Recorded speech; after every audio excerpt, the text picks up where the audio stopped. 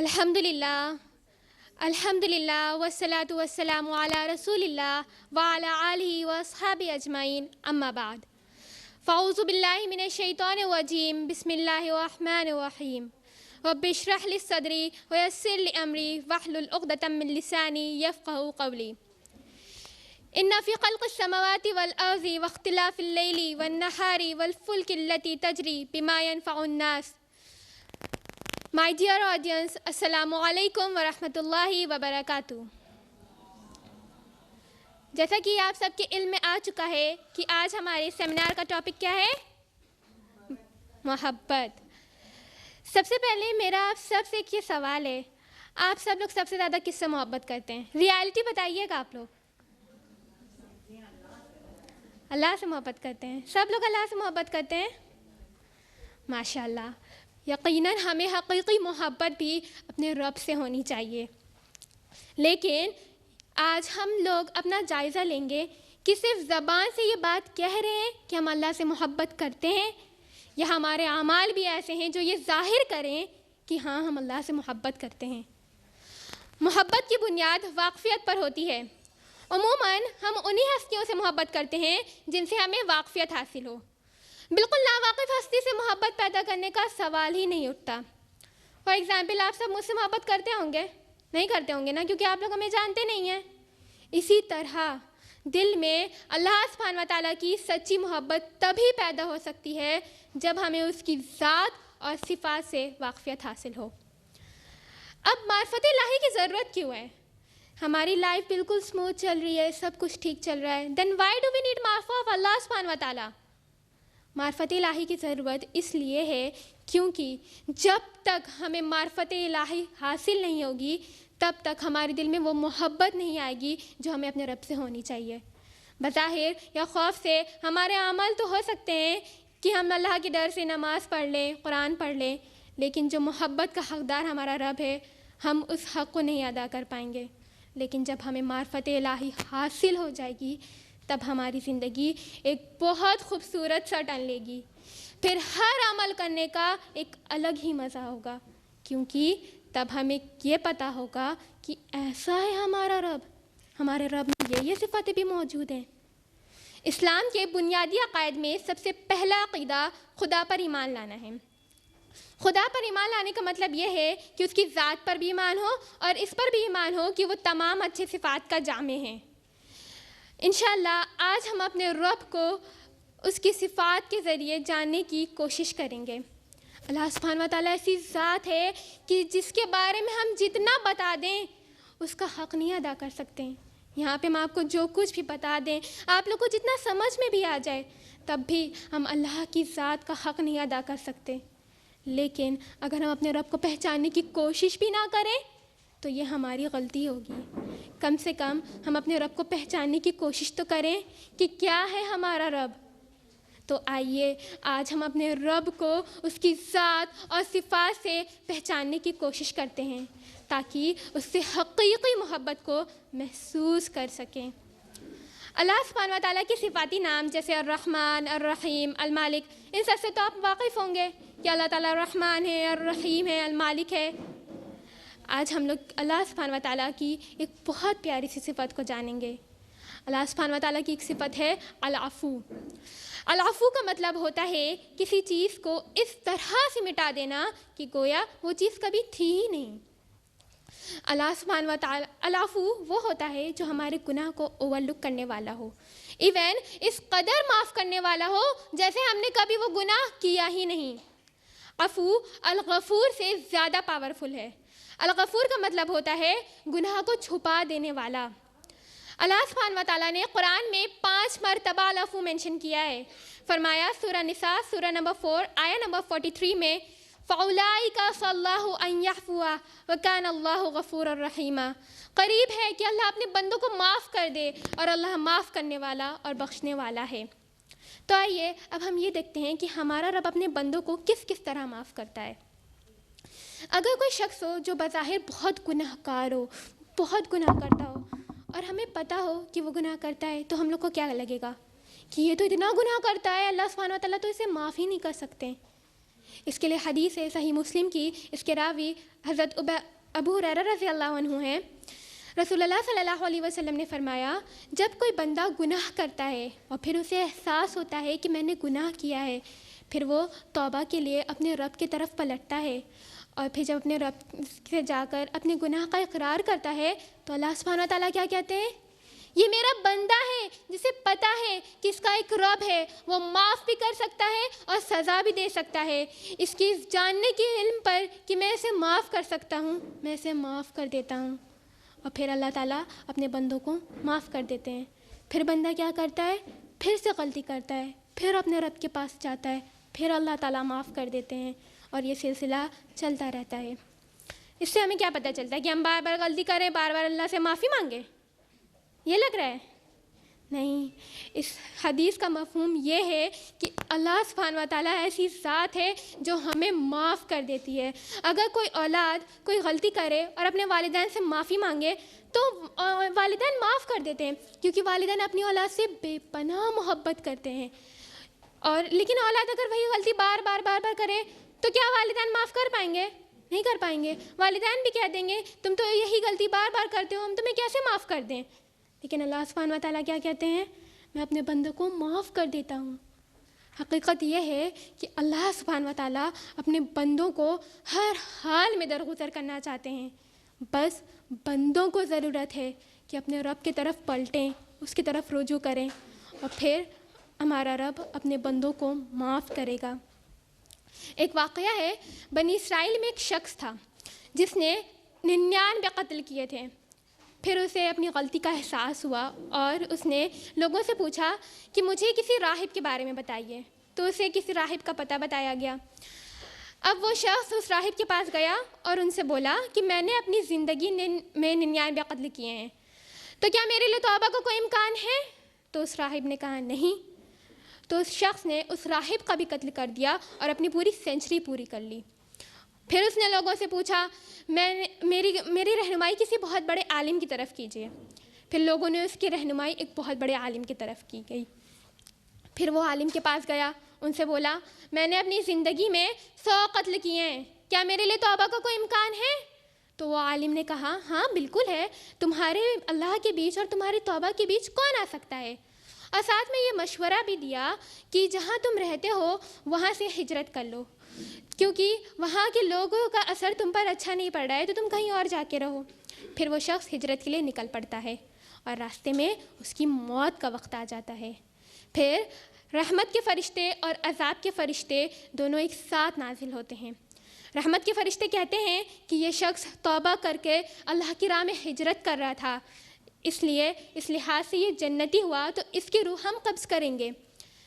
عذاب کے فرشتے کہتے ہیں اس شخص نے توبہ کرنے کے بعد تو ایک بھی نیک عمل نہیں کیا، تو یہ کہاں سے جنتی ہوا؟ یہ تو جہنمی ہوا، اس کی روح ہم قبض کریں گے۔ پھر اللہ سبحانہ و تعالیٰ اپنے پاس ایک فرشتہ بھیجتے ہیں، پھر یہ دونوں فرشتے اس فرشتے کو سارا مسئلہ بتاتے ہیں۔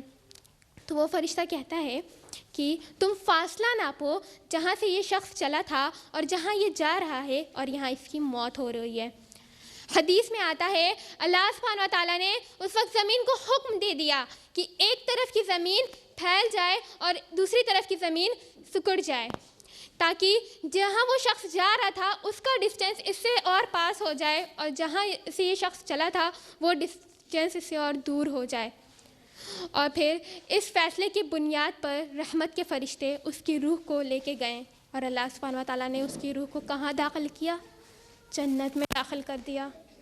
سوچئے ذرا، ایک شخص تھا جس نے گناہ کبیرہ کیا تھا، اور اس نے ایک قتل نہیں، اس نے 100 قتل کیے تھے، اور اللہ تعالیٰ نے کیا کیا؟ اس کو معاف کر دیا، اور معاف کر کے کہاں بھیج دیا؟ جنت میں داخل کر دیا۔ یہ ہے ہمارا رب العفو، جو معاف کرنے کے لیے بالکل تیار ہے۔ اور ہم سے کیا ایکسپیکٹ کر رہے ہیں اللہ سبحانہ و تعالیٰ؟ کہ ہم اپنے گناہوں کا اقرار کریں، سچی توبہ کریں، اور پھر اللہ سبحانہ و تعالیٰ ہماری رہنمائی کریں گے۔ ایک صحابہ نے عمر رضی اللہ عنہ سے پوچھا تم نے سرگوشی کے متعلق نبی صلی اللہ علیہ وسلم سے کیا سنا ہے؟ تو عمر رضی اللہ عنہ نے فرمایا، نبی صلی اللہ علیہ وسلم نے فرمایا روز آخرت ایک شخص اپنے رب کے بہت قریب ہوگا، اتنے قریب ہوگا کہ اپنا ہاتھ اس کے ہاتھ کے اوپر رکھ کر فرمائے گا کیا تم نے فلاں و فلاں برے کام کیے تھے؟ وہ شخص بالکل ڈر جائے گا، سہم جائے گا، کیونکہ اس وقت وہ کس کے سامنے کھڑا ہے؟ اللہ سبحانہ و تعالیٰ کے سامنے کھڑا ہے، تو وہ جھوٹ تو بول نہیں سکتا، تو وہ اقرار کرے گا جی ہاں اللہ تعالیٰ میں نے وہ برے کام کیے تھے۔ پھر اللہ سبحانہ و تعالیٰ اس سے پوچھیں گے کیا تم نے فلاں و فلاں برے کام کیے تھے؟ وہ کہے گا جی اللہ تعالیٰ میں نے کیے تھے، اور اسی طرح اللہ تعالیٰ اس کے تمام برے کاموں کا اقرار اسی سے کروائیں گے۔ اب وہ شخص کی کیا حالت ہو رہی ہوگی؟ اس کے پاس ایک بھی نیک اعمال نہیں ہے، اس کو اپنا ٹھکانہ بالکل کلیئر دکھ رہا ہے کہ میرا ٹھکانہ تو جہنم کی آگ ہے۔ اور پھر اللہ سبحانہ و تعالیٰ اس سے کیا کہیں گے؟ میں نے دنیا میں بھی تمہارے گناہوں پہ پردہ ڈالا تھا، میں آج بھی اس کو بخش دیتا ہوں۔ سبحان اللہ، یہ ہے ہمارا رب کا عفو۔ کیا ہم سب اپنے رب کا عفو حاصل نہیں کرنا چاہتے ہیں؟ کیا ہم سب اپنے رب سے اپنے گناہوں کی مغفرت نہیں کرانا چاہتے ہیں نا؟ تو اس کے لیے ہمیں کیا ضرورت ہے کہ ہم اپنے گناہوں کا اقرار اللہ کے سامنے کریں، اللہ سے اپنے گناہوں کی مغفرت مانگیں، اور اللہ تعالیٰ ہمیں بخش دے گا۔ کیوں بخش دے گا؟ کیونکہ ہمارا رب العفو ہے۔ ایک بہت بڑے اسکالر ہیں شیخ ابن باز، ان کا ایک اسٹوڈنٹ تھا احمد، وہ اسٹڈیز کے لیے لندن گیا اور لندن جا کے اس نے زنا کمٹ کیا۔ پھر وہ جب اپنے ملک واپس آیا تو اس کو احساس ہوا کہ اس نے غلطی کی ہے، تو اس نے لوگوں سے پوچھا کہ مجھے اس گناہ کی سزا دی جائے۔ تو لوگوں نے کیا کہا کہ جب تمہیں اپنی غلطی کا احساس ہو گیا ہے تو یہ معاملہ تم اپنے تک رکھو اور اللہ تعالیٰ سے مغفرت مانگو۔ تو اس لڑکے کی، اس احمد کی فیملی نے بتایا کہ نماز کی حالت میں سجدے کے وقت اس کی موت آ گئی اور وہ اس کی وفات ہو گئی۔ یہاں پر میرا آپ سب سے ایک سوال ہے کہ آپ لوگ اس لڑکے سے محبت کریں گے کہ وہ لڑکا اللہ کی راہ میں سجدے کی حالت میں اس کی وفات ہو گئی، یا اس سے نفرت کریں گے کہ اس نے زنا کمٹ کیا تھا؟ بتائیے۔ محبت کریں گے، یعنی آپ سب لوگ اس بات سے ایگری کر رہے ہیں کہ اس نے جو زنا کیا تھا وہ صحیح ہے؟ نہیں، وہ محبت اس لیے تو یہ محبت کیسے آئی؟ آپ لوگ اس کو جانتے تھے؟ اچھا، یہ محبت کیسے آئی؟ آپ لوگ اس کو جانتے تھے؟ اس لڑکے کو نہیں جانتے تھے نا آپ لوگ؟ یہ محبت اللہ سبحانہ و تعالیٰ نے آپ کے دلوں میں ڈالی۔ کیوں ڈالی؟ کیونکہ اللہ سبحانہ و تعالیٰ الودود ہیں، اللہ سبحانہ و تعالیٰ بہت محبت کرنے والے ہیں۔ الودود کا مطلب ہوتا ہے محبت کرنے والا۔ الودود ورڈ ودہ سے ڈرائیو ہوا ہے، جس کا مطلب ہوتا ہے ٹو لو۔ عربک میں محبت کے لیے جو ٹرم یوز ہوتا ہے وہ ہوتا ہے حب۔ حب ایک ایسی محبت ہے جو کسی بھی ٹائپ کی محبت کے لیے یوز کیا جا سکتا ہے، لیکن جو ود ہوتا ہے وہ ایک اسپیشل ٹائپ آف لو ہوتا ہے، یہ ایک طریقے کا نرچرنگ لو ہوتا ہے، اور اس ود کی اسپیشلٹی یہ ہوتی ہے کہ جب یہ ود ہمارے پاس ہوگا تو ہم واقعی اس شخص کو بینیفٹ کرنا چاہیں گے جسے ہم چاہتے ہوں گے۔ حب ایسی محبت ہوتی ہے جو کبھی کانسٹنٹ نہیں رہتی، کبھی کم ہوتی ہے، کبھی بڑھتی ہے۔ فار ایگزامپل، ہیومن بینگس کس بیسس پہ محبت کو جج کرتے ہیں؟ ہم لوگ اس بیسس پہ جج کرتے ہیں کہ اگر کوئی شخص ہماری بات مان رہا ہے تو وہ ہم سے محبت کرتا ہے، اور اگر ہماری بات نہیں مان رہا ہے تو ہم سے محبت نہیں کرتا۔ ایسے ہی جج کرتے ہیں نا ہم لوگ۔ لیکن اللہ سبحانہ و تعالیٰ کیسے جج کرتے ہیں؟ حدیث ہے سنن ابن ماجہ کی والیوم 5 حدیث نمبر 4031، رسول اللہ صلی اللہ علیہ وسلم نے فرمایا جب اللہ سبحانہ و تعالیٰ اپنے کسی بندے سے محبت کرتا ہے تو اپنے بندے کو بڑی سی بڑی آزمائش میں مبتلا کرتا ہے۔ اور ایسا کیوں کرتا ہے اللہ سبحانہ و تعالیٰ؟ ایسا اس لیے کرتا ہے کیونکہ جب بندے کے اوپر تکلیف یا کوئی مصیبت آتی ہے تو وہ کیا کرتا ہے؟ اپنے رب کی طرف پلٹتا ہے، اپنے رب کی طرف رجوع کرتا ہے، اور بندے کا یہ پلٹنا اللہ سبحانہ و تعالیٰ کو بے حد پسند ہے۔ یعنی اس دنیا میں ہم لوگوں کے لیے جتنا کام کریں گے، لوگوں کی جتنی مدد کریں گے، لوگ ہم سے اتنی محبت کریں گے، لیکن اللہ سبحانہ و تعالیٰ کے لیے ہم جتنا صبر کریں گے، جتنی مشقتیں برداشت کریں گے، اللہ سبحانہ و تعالیٰ ہم سے اتنی محبت کریں گے۔ صحیح بخاری کی حدیث ہے، حدیث نمبر 5667، جب کسی مومن کو کوئی تکلیف ہوتی ہے یا کوئی چوٹ لگتی ہے تو اللہ سبحانہ و تعالیٰ اس تکلیف کے محسوس ہونے سے پہلے ہی اپنے بندے کو چھوٹے گناہوں کے لیے معاف کر دیتا ہے. سبحان اللہ. سوچیے ابھی وہ تکلیف، وہ مصیبت، وہ چوٹ ہمیں پہنچی بھی نہیں ہے، بس محسوس ہونے والی ہی ہے کہ اللہ تعالیٰ نے ہمیں معاف کر دیا. یہ ہے ہمارے رب کی محبت جو اللہ سبحانہ و تعالیٰ ہم سے کرتے ہیں. آپ لوگوں کو کیا لگتا ہے اللہ تعالیٰ نے اب تک جتنے لوگ آئے ہیں یا جتنی بھی قومیں گزری ہیں، سب سے زیادہ اللہ تعالیٰ نے کس سے محبت کی ہوگی؟ رسول اللہ صلی اللہ علیہ وسلم سے. ایگزیکٹلی. جو کون تھے؟ حبیب اللہ تھے، موسٹ بلوڈ ون. کیسی تھی ان کی لائف؟ محلوں میں رہتے تھے وہ، دن رات اچھا کھانا کھاتے تھے، کوئی مصیبت کوئی تکلیف نہیں آئی تھی ان کے اوپر. حضرت عائشہ رضی اللہ عنہ بتاتی ہیں کہ آپ صلی اللہ علیہ وسلم کی وفات سے 3 دن پہلے ان کے گھر میں چراغ جلانے کے لیے بھی تیل نہیں تھا، اور ان کے گھر میں ایک سوکھا کھجور تھا جس کا ایک ٹکڑا حضرت عائشہ رضی اللہ عنہ نے کھایا اور ایک ٹکڑا رسول اللہ صلی اللہ علیہ وسلم نے کھایا. اور ہمارے گھروں کے حال کیسے ہوتے ہیں؟ کیا ہم لوگ بھوکے سو رہے ہیں؟ کیا ہم لوگ کھجور کا ایک ٹکڑا کھا کے سوتے ہیں؟ کیا ہمارے گھروں میں لائٹ نہیں آتی ہے؟ آتی ہے. پھر ہم نے اپنے رب کو پہچانا کیوں نہیں؟ اپنے رب سے وہ حقیقی محبت کیوں نہیں کی؟ کیا وجہ ہوئی ایسی؟ وجہ یہ ہے کہ ہم نے دنیا کی محبت کو ہی حقیقی محبت سمجھ لیا ہے. ہم نے اپنی اولاد کو، اپنی فیملی کو، اپنے پیسے کو، اپنے عیش و آرام کو ہی حقیقی محبت سمجھ لیا ہے. اور یہ فیک محبت کے آگے ہماری جو حقیقی محبت اللہ سے ہونی چاہیے اس کو ہم بھول گئے. اللہ سبحانہ و تعالیٰ کتنا الودود ہے، اس کا اندازہ تو ہم لوگ ڈیلی دیکھ رہے ہیں نا. اللہ سبحانہ و تعالیٰ نان مسلمس پر کس طرح سے رحم کرتے ہیں. نان مسلمس کھلے عام شرک کرتے ہیں، شرک جیسا ظلم عظیم گناہ کرتے ہیں وہ لوگ. کیا اللہ تعالیٰ نے ان کے اوپر سے اپنے رحمت کا سایہ ہٹا لیا؟ کیا ان کو سانس لینے کے لیے کچھ پیسے پے کرنے پڑتے ہیں؟ یا اللہ سبحانہ و تعالیٰ ان کے علاقے میں بارش ہی نہیں کرتے ہیں؟ کیا ان لوگوں کو کھانے کے لیے بڑی لمبی لائن لگانی پڑتی ہے؟ ایسا نہیں ہوا نا. اللہ تعالیٰ نے ان کے اوپر بھی اپنی رحمت کا سایہ برقرار رکھا. اور اس کے اور وہ لوگ کتنا بڑا گناہ کرتے ہیں؟ شرک کر رہے ہیں وہ لوگ. اگر کوئی ہمارے ساتھ ایسا کرے، کوئی ہمیں نقصان پہنچائے، تو کیا ہم لوگ سوچیں گے کہ اس کو فائدہ پہنچائیں؟ نہیں سوچیں گے نا. ہمارے دماغ میں یہ خیال آئے گا ہی نہیں کہ ہم اس کو فائدہ کیوں پہنچائیں، وہ تو ہمیں اتنی تکلیف دے رہا ہے. لیکن اللہ سبحانہ و تعالیٰ کیسا ہے؟ اللہ سبحانہ و تعالیٰ الودود ہے، وہ اپنے بندوں سے بے پناہ محبت کر رہے ہیں. ایک واقعہ تھا، ایک صحابی رسول اللہ صلی اللہ علیہ وسلم کے پاس آئے اور انہوں نے ایک چادر میں پرند کے بچوں کو لپیٹا ہوا تھا. انہوں نے رسول اللہ صلی اللہ علیہ وسلم سے عرض کیا، یا رسول اللہ صلی اللہ علیہ وسلم، میں نے ایک جھاڑی سے ان پرندوں کے بچوں کو اپنی چادر میں لپیٹ لیا، اور جیسے ہی میں نے یہ کیا میرے اوپر ان کی ماں سر پر منڈانے لگی.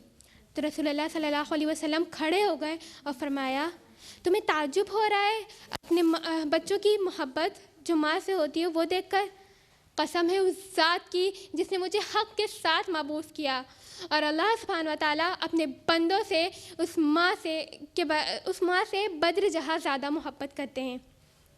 اس حدیث سے ہمیں کیا پتہ چلتا ہے؟ ایک ماں کو اپنی اولاد سے کتنی محبت ہوتی ہوگی، کتنی محبت ہوتی ہے. یہ سب تو آپ لوگ جانتے ہوں گے نا. یہاں پہ جتنی مائیں ہیں وہ اس بات کو محسوس بھی کر رہی ہوں گی کہ وہ اپنی اولاد سے کتنی محبت کرتی ہیں. سوچئے جب ایک ماں جو اپنی اولاد کو اس دنیا میں لاتی ہے تو وہ اسے کسی بھی تکلیف کا سامنا نہیں کرنے دینا چاہتی. تو اللہ سبحانہ و تعالیٰ جو ہمارا خالق ہے، جس نے اس اولاد کو بنایا ہے، کیا ہم اس سے محبت نہیں کریں گے؟ اللہ سبحانہ و تعالیٰ نے جب اس اولاد کو بنایا تو کیا اللہ تعالیٰ اس سے محبت نہیں کرتا ہوگا؟ مائیں تو دنیا میں بچوں کو لاتی ہیں نا، اللہ تعالیٰ تو اس اولاد کو ہی بنا رہے ہیں. حدیث ہے صحیح بخاری کی، حدیث نمبر 6000. رسول اللہ صلی اللہ علیہ وسلم نے فرمایا، اللہ کی محبت کے 100 حصے ہیں، جس میں سے 99 حصے اللہ تعالیٰ نے اپنے پاس رکھا ہے اور صرف ایک حصہ پوری خلا میں پھیلا دیا ہے. اور جو خلا میں رحمت پھیلائی اللہ تعالیٰ نے، وہ وہی محبت ہے جو لوگ ایک دوسرے سے کرتے ہیں. تو اس حدیث سے ہمیں کیا پتہ چلتا ہے؟ اللہ کے رحم کے بنا ہم میں سے کوئی بھی جنت میں داخل نہیں ہو سکتا. ابھی ہم لوگ دنیا میں اتنی نافرمانی کر رہے ہیں اللہ تعالیٰ کی، لیکن اللہ تعالیٰ ہمارے لیے کیا پلاننگ کر کے بیٹھے ہوئے ہیں کہ میرے بندے ابھی آئیں گے، ان کو میرے محبت کی، میرے رحم کی بے پناہ ضرورت ہوگی، میں یہ محبت ان کو اس دن دے دوں گا۔ سبحان اللہ، یہ ہمارے رب کا ودود۔ اللہ سبحانہ و تعالیٰ کی ہم جتنی نافرمانی کریں یا نہ کریں، اس سے اللہ تعالیٰ کی ذات میں کوئی کمی نہیں آئے گی، کیونکہ اللہ سبحانہ و تعالیٰ تو اپنی ذات میں ہی عظیم ہے۔ ہم لوگ کہتے ہیں نا اللہ سبحانہ و تعالیٰ بہت عظیم ہے، لیکن کیا ہم نے اس صفت پر غور کیا اللہ تعالیٰ کی؟ تو آئیے آج ہم لوگ اللہ سبحانہ و تعالیٰ کی صفت العظیم پر غور کرتے ہیں۔ العظیم کا مطلب ہوتا ہے دا موسٹ میگنیفیشنٹ۔ اللہ سبحانہ و تعالیٰ اپنی ذات میں بھی عظیم ہے، اپنی افعال میں بھی عظیم ہے، اپنی صفاتوں میں بھی عظیم ہے۔ اللہ سبحانہ و تعالیٰ اتنا زیادہ عظیم ہے کہ ہم اس کے بارے میں سوچ ہی نہیں سکتے، اور نہ ہی ہماری نگاہیں اس کا ادراک کر سکتی ہیں۔ حدیث قدسی ہے، اللہ سبحانہ و تعالیٰ فرماتے ہیں، اے بنی آدم، تم سب سے زیادہ مجھ سے محبت کرو، کیونکہ اگر تم نے مجھے پا لیا تو تم سب پالو گے، لیکن اگر تم نے مجھے کھو دیا تو تم سب کھو دو گے۔ اگر تم مجھے دیکھ لو تو تم اس کے بعد کچھ اور دیکھنا نہیں چاہو گے، اور اگر تم میری آواز سن لو تو تم اپنی انا کا کوٹ اتار کر پھینک دو گے اور صرف میرے بارے میں مجھ سے سننا چاہو گے۔ تمہیں احساس ہو جائے جو محبت میں تم سے کرتا ہوں تو تم رشک کرو گے ان لوگوں سے، کاش میں بھی اللہ سبحانہ و تعالیٰ کے لیے مر گیا ہوتا۔ اللہ سبحانہ و تعالیٰ کی عظمت کا اندازہ تو ہم اپنی روزمرہ کی زندگی میں بھی دیکھ سکتے ہیں۔ دیکھیے کس طرح اللہ تعالیٰ نے ہر چیز کو کتنی بیوٹیفلی ارینج کیا ہے، ہر چیز بالکل سسٹمیٹک وے میں ورک کر رہی ہوتی ہے۔ اگر اللہ کی عظمت کو دیکھنا ہے تو خود کو دیکھ لیں۔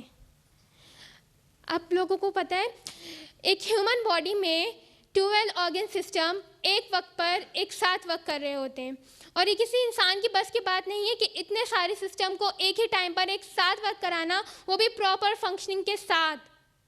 یہ ہمارے رب کی بس کی بات ہے، یہ صرف اسی کی ذات کو زیبا دیتی ہے۔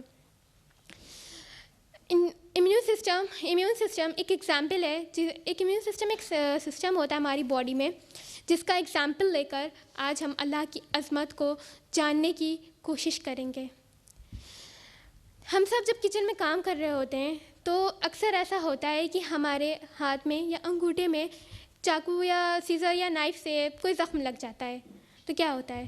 تھوڑی دیر خون بہتا ہے، اور خون بہنے کے بعد وہ ہمارا جو زخم ہوتا ہے وہ کچھ دنوں میں ٹھیک ہو جاتا ہے، لیکن اس کے پیچھے اللہ سبحانہ و تعالیٰ کتنا کمپلیکس میکینزم رن کرا رہے ہوتے ہیں، اس کی جھلک آج ہم لوگ انشاءاللہ دیکھیں گے۔ امیون سسٹم 100 ٹینی اور 2 لارج آرگن سے بنا ہوتا ہے، تھائمس اور سپلین، اور اس کا خود کا ٹرانسپورٹ نیٹ ورک پوری باڈی میں اسپریڈ ہوتا ہے۔ جیسے ہی ہمارے ہاتھ میں زخم لگتا ہے تو بلیڈنگ ہونے لگتی ہے، اور اس بلیڈنگ کے ساتھ ساتھ ہماری باڈی میں باہر کے بہت سارے فورن اینٹیجنس ہماری باڈی میں انٹر کرنے کی کوشش کرتے ہیں اور ہماری باڈی میں اپنا گھر بنانے کی کوشش کرتے ہیں۔ جب یہ اینٹیجن ہماری باڈی میں ہماری سیلز کو اٹیک کر رہا ہوتا ہے تو ہماری سیلز پینک ہو کر ایک کیمیکل سگنل ریلیز کرتی ہیں۔ وہ سگنل ریلیز کرنے کے بعد ہمارا امیون سسٹم جاگ جاتا ہے۔ پھر اچانک first step of defence start ہوتا ہے۔ میکروفیجز بیٹل فیلڈ میں آتی ہیں اور جو اینٹیجن ہماری باڈی میں آیا ہوتا ہے اس کو کل کرنے لگتی ہیں، لیکن صرف میکروفیج کی بس کی بات نہیں ہے کہ وہ تمام اینٹیجن کو ختم کر سکیں۔ اس کے لیے ہمارے بلڈ میں 100 to 1000 نیوٹروفلس ہوتی ہیں جو سگنل کو پک اپ کر کے بیٹل فیلڈ میں آ جاتی ہیں۔ اب نیوٹروفلس اور میکروفیجز دونوں ایک ساتھ مل کر اینٹیجنس کو کل کرنے کی کوشش کر رہے ہوتے ہیں۔ جب یہ بیٹل چل رہی ہوتی ہے تو ہمارا فلوئڈ بلڈ ویسلس میں بیٹل فیلڈ کو جانے دیتا ہے، اور اس کی اوپننگ ایک ڈیم کی طرح ہوتی ہے اپورڈ ڈائریکشن میں، اور اسی پروسیس کو ہم انفلیمیشن کہتے ہیں۔ جب ہمارے ہاتھ میں زخم لگتا ہے تو تھوڑی دیر بعد ہم لوگ کیا دیکھتے ہیں کہ جو زخم ہوتا ہے ہمارا وہ سویل ہو جاتا ہے، سوج جاتا ہے اور تھوڑا سا ریڈش ہو جاتا ہے۔ اسی پروسیس کو انفلیمیشن بولا جاتا ہے۔ اب یہ فلوئڈ ایک silent colour millions of complement کے ساتھ بیکٹیریا کو کل کرنے لگتا ہے، اور ہماری ڈینڈرائٹک سیلز امیون سسٹم کے ہیڈ کوارٹر یعنی لمف نوڈس میں جاتی ہے اور ٹی سیلز کو تلاش کرتی ہے۔ ٹی سیلز جب اینٹیجن کو پہچان جاتی ہیں تو وہ اپنے آپ میں کلوننگ کرنے لگتی ہے 2 to 4 4 to 8 اور پھر گروپ بن جاتا ہے ٹی سیلز کا، جس میں سے ایک گروپ جاتا ہے میکروفیجز کے پاس اور دوسرا گروپ جاتا ہے ڈیفنس لائن میں بی سیلز کو ڈھونڈنے کے لیے۔ بی سیلز کیا ہوتی ہیں؟ اینٹی باڈی فیکٹر ہوتی ہیں۔ اور سب سے امیزنگ بات یہ ہے کہ اللہ سبحانہ و تعالیٰ نے ایک ہیومن باڈی میں ہر بیماری سے اگینسٹ ایک ویپن موجود رکھا ہے۔ جب بی سیلز کو ٹی سیلز ملتی ہیں تو بی سیلز اینٹی باڈیز بنانے لگتی ہیں۔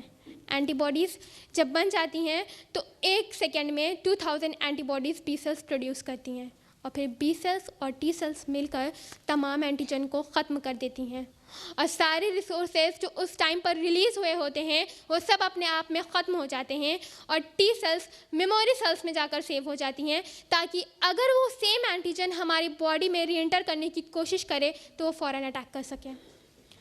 سبحان اللہ! سوچئے اتنا چھوٹا سا زخم لگتا ہے اور اللہ سبحانہ و تعالیٰ اس کے پیچھے اتنا کمپلیکس میکینزم رن کراتے ہیں اور ہمیں بھنک بھی نہیں ہوتی۔ ہمیں پتہ چلتا ہے کہ ابھی ہماری باڈی میں ٹی سیلز چل رہی ہوں گی یا بی سیلز چل رہی ہوں گی۔ یہ امیون سسٹم کا ایگزامپل بتا کر میرا مقصد یہ بالکل نہیں تھا کہ یہاں پہ کوئی سائنس اور بائیو کی کلاس چلے۔ میرا مقصد صرف یہ تھا کہ آپ لوگ اللہ کی عظمت کو پہچاننے کی کوشش کریں کہ اللہ سبحانہ و تعالیٰ کس قدر العظیم ہے۔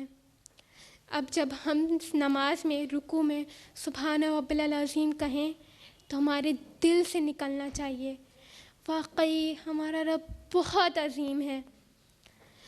اللہ سبحانہ و تعالیٰ کی عظمت کو جان کر ہی ہم اس کے آگے جھکنے کا لطف پا سکتے ہیں۔ اگر ہم اللہ سبحانہ و تعالیٰ کی تمام صفاتوں کا مطالعہ کرنے بیٹھ جائیں تو ہماری زبان اللہ کے حمد و ثنا سے رکے گی نہیں۔ اللہ سبحانہ و تعالیٰ کی ہم نے ابھی تک کتنی صفتیں جانی؟ ہم نے جانا کہ اللہ تعالیٰ العفو ہے، اللہ تعالیٰ ہم سے محبت کرنے والے ہیں، اللہ تعالیٰ بہت عظیم ہے، لیکن اللہ تعالیٰ ان سب کے ساتھ کیا ہیں؟ اللہ سبحانہ و تعالیٰ القہار بھی ہیں، زبردست غلبے والا۔ جہاں اللہ سبحانہ و تعالیٰ الغفار الرحمن الرحیم العفو بھی ہے، وہاں اللہ تعالیٰ القہار بھی ہے۔ اگر اللہ سبحانہ و تعالیٰ ہمارے گناہوں کو معاف کر سکتے ہیں تو اللہ سبحانہ و تعالیٰ ہماری گناہوں پر پکڑ بھی کر سکتے ہیں۔ دنیا میں جب کوئی شخص گناہ کرتا ہے اور اللہ سبحانہ و تعالیٰ کی طرف پلٹتا نہیں ہے اور اللہ تعالیٰ کے مقابلے میں آنے کی کوشش کرتا ہے تو اللہ سبحانہ و تعالیٰ اس کو اپنی کمال قدرت کی وجہ سے مغلوب کر دیتے ہیں۔ اور ہسٹری اس بات کا پروف ہے کہ دنیا میں جتنے بڑے بڑے بادشاہ گزرے ہیں موت کے آگے سب بے بس ہو گئے ہیں۔ تو بھلائی اسی میں ہے کہ وہ اللہ کی ذات کو ماننے والوں میں سے ہو۔ اگر ہم دیکھیں تو دنیا میں جب کوئی شخص ظلم کرنا سٹارٹ کرتا ہے تو اس کا ظلم زیادہ دن تک نہیں چلتا۔ اللہ سبحانہ و تعالیٰ تمام ظالموں کو مغلوب کر دیتے ہیں۔ اگر ہم دیکھیں دنیا میں بھی تو ایک قوت والی چیز کو دوسری چیز سے ختم کیا جا سکتا ہے۔ مثلاً پہاڑ اور ان کی بلندی عظمت کو دیکھ کر ہمیں یہ لگتا ہے نا کہ پہاڑ تو کتنے عظیم ہیں، کتنے بلند ہیں، لیکن اللہ سبحانہ و تعالیٰ نے پہاڑ کو بھی ختم کرنے کے لیے کیا پیدا کر دیا؟ لوہا پیدا کر دیا۔ لوہا، ہتھوڑا جو لوہے کا بنا ہوا ہوتا ہے، جیسے ایک ہتھوڑا انسان پہاڑ پہ مارتا ہے تو پہاڑ کے ٹکڑے ٹکڑے ہو جاتے ہیں۔ لوہا جو اپنی ذات میں بھی طاقتور ہے، اللہ تعالیٰ نے اس کو ختم کرنے کے لیے آگ پیدا کر دی، اور اسی لیے ہم دیکھتے ہیں کہ آئرن، سٹیل جیسے ہارڈ میٹلز سب میلٹ ہو جاتے ہیں۔ اور آگ کو ختم کرنے کے لیے اللہ تعالیٰ نے کیا پیدا کر دیا؟ پانی پیدا کر دیا۔ اور یہ پریکٹیکلی ہم سب نے آزمایا بھی ہوگا کہ جب آگ لگتی ہے تو ہم لوگ کیا کرتے ہیں؟ پانی ڈالنے لگتے ہیں اور آگ بجھ جاتی ہے۔ پانی جو اپنے آپ میں بھی طاقتور ہے، پانی کو ختم کرنے کے لیے اللہ تعالیٰ نے کیا پیدا کیا؟ ہوا پیدا کر دی۔ جو سائنس کے اسٹوڈنٹ ہوں گے وہ اس بات سے بخوبی واقف ہوں گے کہ واٹر سائیکل کی پروسیس میں گرم ہوا پانی کو ایوپریٹ کر کے کلاؤڈز کا فارمیشن کر دیتی ہے۔ اسی طرح اللہ سبحانہ و تعالیٰ کی مخلوق کے اندر میں بھی اللہ کا غلبہ نمایاں ہے۔ اگر ہم اینیملز میں دیکھیں تو لائن جو ایک کارنیورس کیٹیگری کا ہوتا ہے، وہ ڈیئر جو ایک ہربیورس کیٹیگری کا ہوتا ہے اس کو کھا لیتا ہے۔ کبھی ایسا دیکھا ہے ڈیئر لائن کو کھا رہا ہو؟ نہیں دیکھا ہوگا نا۔ کیوں؟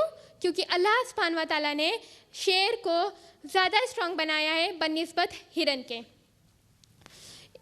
تو حقیقت یہ ہے کہ اللہ سبحانہ و تعالیٰ القہار ہے.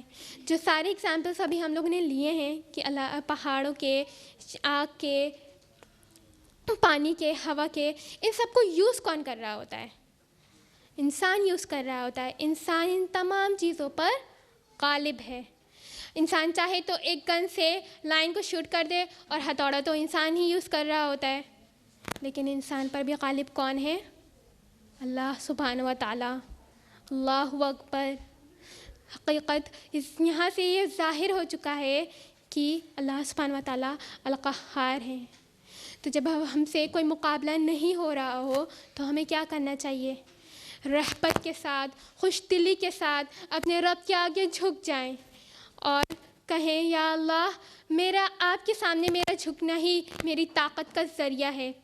اور جب بندہ یہ کہے گا تو وہ ایمان بھی اس صفت پر ایمان بھی عمل کے ساتھ رکھے گا، کیونکہ تب بندے کو پتہ ہوگا کہ میرا رب القہار ہے اور میں اسے القہار مانتا ہوں. ابھی تک ہم لوگوں نے اللہ تعالیٰ کی 4 صفتیں جان لی. اللہ تعالیٰ العفو ہے، اللہ تعالیٰ الودود ہے، اللہ تعالیٰ العظیم ہے، اللہ تعالیٰ القہار ہے. کبھی ہم نے غور کیا تھا ان 4 صفتوں پر؟ اگر نہیں کیا تھا تو کیوں نہیں کیا تھا؟ ابھی ہم سب نے دعویٰ بھی کرا تھا نا کہ ہم اللہ سے محبت کرتے ہیں. تو اللہ کو، اگر اللہ سے محبت کرتے ہیں تو حقیقی محبت کریں، کیونکہ وہ رب ایسی ذات ہے جو واقعی ہماری حقیقی محبت کے لائق ہے. اللہ کو جب ہم اللہ سے محبت کریں گے نا تو ہمارے عمل خود بخود چینج ہو جائیں گے. پھر ہم ہر عمل کو کرنے میں یہ سوچیں گے ہمارے رب میں تو یہ صفتیں بھی موجود ہیں، یہ صفتیں بھی موجود ہیں. یہاں پہ تمام صفتوں کو ایکسپلین کرنا پاسبل نہیں ہے، لیکن یہ ہم سب کا ہوم ورک ہے کہ ہم اللہ کی تمام صفتوں کا مطالعہ کریں. میں اپنی بات کو ایک بہت پیاری سی حدیث کے ساتھ ختم کرنا چاہوں گی، حدیث صحیح مسلم کی، اور یہ حدیث قدسی بھی ہے. اللہ سبحانہ و تعالیٰ فرماتے ہیں، اے میرے بندو، میں نے ظلم کو اپنے اوپر حرام کر دیا ہے اور تمہارے درمیان بھی اس کو حرام کر دیا ہے، تو تم آپس میں ایک دوسرے پر ظلم مت کرو. اے میرے بندو، تم میں سے ہر ایک گمراہ ہے سوائے اس کے جسے میں ہدایت دوں. تم مجھ سے ہدایت مانگو، میں تمہیں ہدایت دوں گا. اے میرے بندو، تم میں سے ہر ایک بھوکا ہے سوائے اس کے جسے میں کھانا کھلاؤں. تم مجھ سے کھانا مانگو، میں تمہیں کھانا دوں گا. اے میرے بندو، تم میں سے ہر ایک ننگا ہے سوائے اس کے جسے میں کپڑے پہناؤں. تم مجھ سے کپڑے مانگو، میں تمہیں کپڑے پہناؤں گا. اے میرے بندو، تم رات اور دن گناہ کرتے ہو اور میں اسے معاف کر دیتا ہوں، تو تم مجھ سے مغفرت طلب کرو، میں تمہیں معاف کر دوں گا. اے میرے بندو، تمہاری رسائی میرے نقصان تک نہیں کہ تم مجھے کوئی نقصان پہنچا سکو، اور نہ تمہاری پہنچ میرے فائدے تک ہے کہ تم مجھے کوئی فائدہ پہنچا سکو. اے میرے بندو، تمہارے اول اور آخر، جن اور انس، سب کے سب اگر مجھ سے کھڑے ہو کر مانگے تو میں ان کی مانگی ہوئی چیز دے دوں گا، اور میں جو کچھ میرے پاس بھی ہے اس میں سے کوئی کمی نہیں آئے گی، مگر اتنی ہی کہ سوئی کو سمندر میں ڈال کر نکال لیا گیا ہو. اے میرے بندو، تمہارے اول اور آخر، جن اور انس، سب کے سب انتہائی متقین ہو، جتنے کہ تم میں سے انتہائی متقین شخص کا قلب ہو، اس سے میرے اقتدار میں کوئی اضافہ نہیں ہوگا. اور اگر تمہارے اول اور آخر، جن اور انس، سب کے سب انتہائی نافرمان دل ہونے کے برابر نافرمان ہوں، اس سے بھی میرے اقتدار میں کوئی اضافہ نہیں ہوگا. اے میرے بندو، یہ تمہارے اعمال ہیں جو میں تمہارے لیے گن گن کر رکھتا ہوں اور تمہیں پورے پورے دے دوں گا. جو کوئی بھی اللہ اچھے اعمال پائے وہ اللہ کا شکر بجا لائے، اور جو اچھے اعمال کے بجائے کچھ اور پائے وہ اپنے آپ کو ملامت کرے. سبحان اللہ و بحمدہ، سبحان اللہ العظیم، وآخر دعوانا الحمد للہ رب العالمین. جزاکم اللہ خیرا، والسلام علیکم ورحمۃ اللہ وبرکاتہ.